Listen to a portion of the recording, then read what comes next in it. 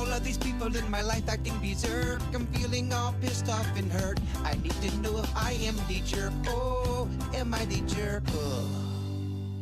This person's wanting to know if they're a jerk for when they're going to be having their wedding. It says here in the email, there's some members of my family who are talking smack behind my back for having my wedding on Labor Day weekend, that Saturday. They think I'm a jerk because it's a holiday. Now, technically, you're right. It is a holiday, but I thought having it on a 3-day weekend where a lot of people would be able to come would be a lot better for people. It's not like I'm having it on Thanksgiving or Christmas or even Halloween.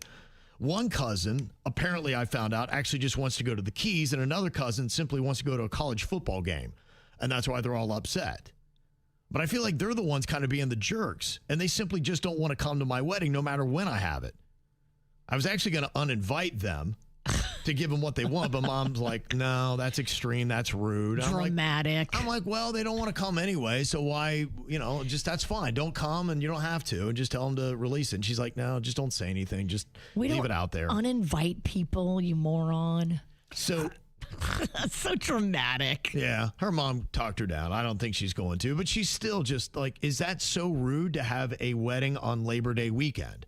She's like, I never thought anything of it that would be rude. You can have your wedding whenever you want, but just realize people don't want to spend their holiday at your wedding. Now, some people might want to, and those people will RSVP, and they will be there, and you'll have your head count.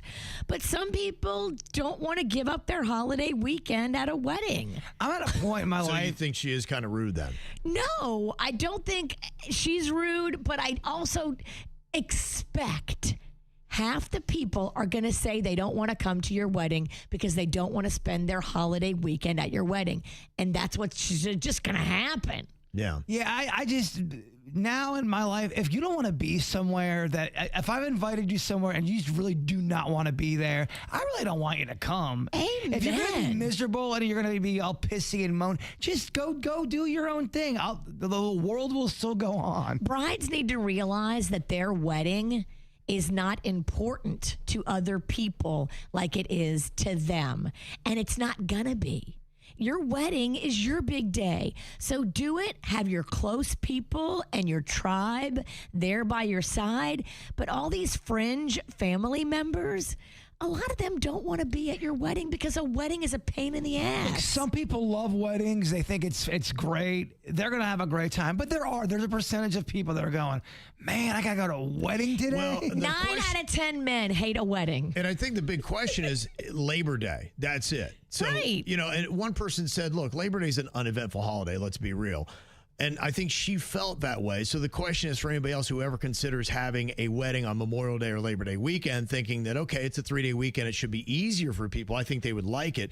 She feels like she's being blasted behind her back for people saying that she was rude for doing it Labor Day weekend. No, I don't think she's rude for doing it Labor Day weekend. No. Labor Day weekend is a throwaway weekend. You're just happy you got a day off. It's not a big holiday unless I'm missing something that I don't know of and I'm being ignorant. But I thought Labor Day was one of those days where like, oh, cool, we just got a free day today. Expect that a lot of people that you send a wedding invitation to might have other plans for Labor Day, though, because people plan that months in advance to do other things. And if they don't want to go to your wedding because they have a trip to the Keys or a college football game already going on that weekend, you just got to suck it up, Buttercup. And we're not really even asking the biggest, most important question. Who's playing in this game? What team?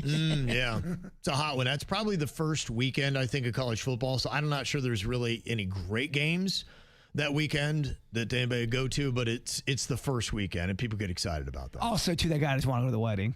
I think LSU has Clemson or something. Like, it could be Yeah, they do have a few. Yeah. It could be a big game for people, and they don't want to go to your wedding instead. And you know what? It's okay. The world is going to keep turning if Uncle Mike and his drunk wife aren't at your wedding. So I asked, is it rude to have a wedding on Labor Day weekend? 77% of people said no. So you're not a jerk for that. But just, if you hear that people don't want to come, just understand that's going to be the case and call it good. Just Shake get married. it off. Whoever is there is great. Exactly. Who cares? Now, this person wants to know if they are a jerk if they don't let their children's father FaceTime them from prison. Ooh. It says here, my boys are 5 and 7, and they visit their dad every other month, and they talk to him over the phone every Saturday. But now he somehow has a personal phone and is asking to FaceTime them. I let them do it once, and my 5-year-old was asking to see his cell and the other inmates. My ex instructed me to never mention the other phone when talking over the prison line. But I told him the boys will not know any better, and I don't think this is a great example to show them on how to follow the rules. What are your thoughts? Am I a jerk if I don't allow my kids to talk to their father on FaceTime with this illegal phone that he has? An illegal phone. That's layered. Oh my gosh. I mean, I guess I see both sides of it. I see why dad wants to see the kids on FaceTime. But also, yeah, you're showing the kids that, hey, while I'm in prison for breaking the rules, I'm going to continue to break the rules. Still breaking the law behind bars. Breaking the law. Breaking the law. Oh, gosh. You got to be really careful about who you have babies with. Yeah, you know, look, I don't even know. Some people have even taken the move where just because the parent is in prison, they don't want the kids to be in that environment or know about them. And some have even taken that stance saying, while you're locked up, you made the choices to get to where you are. You'll see your kids when you get out, but not until then. Do you think some kids might feel some resentment if you lied? Let's say a kid doesn't know his dad's in prison and you've lied to them for 12 or 13 years and they're older now and they find out that their dad's been in prison the whole time you've been lying. Do you think that might have some animosity with some kids? I don't think you lie to them about where they are, but I don't know that you at the same time visit them.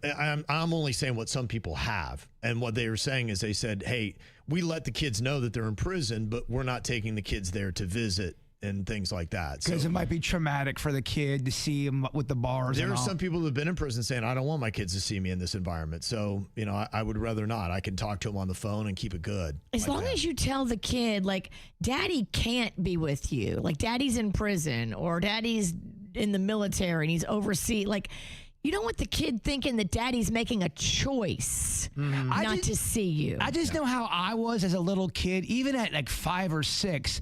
If something was curious, like I was curious and it didn't make sense to me, I would ask questions a lot and go, well, but that doesn't make any sense to me. Why? Why is dad in prison? What did he do? When's he getting out? I don't get all this. Like, I would be asking. So when your kid does that as a parent, are you obligated to kind of skew the truth to protect the kid, or do you tell the kid the truth? I think it's up to you and how you want to handle it. I'd be okay with just letting him know the truth. But for all of that, I would say you have put yourself in a bad situation because you're in prison. And so we're not going to do things that skirt the rules because that's why you are where you are. So you're not going to be talking to your kids on an illegal phone through FaceTime. Sorry, because now you're asking the kids then to modify their behavior and then lie. If, let's say they go to jail and somebody's like, you know, how are you talking to your dad or something like that? And the kids don't know. And now they're put in a tough situation where they got to try to lie to what?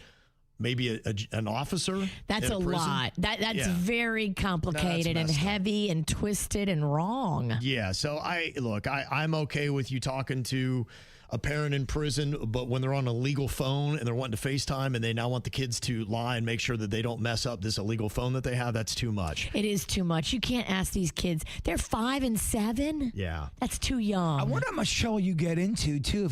If they find you with an illegal phone like that, is that the whole? Probably take away privileges and things like that is what would happen. 82% of people are saying you're not a jerk.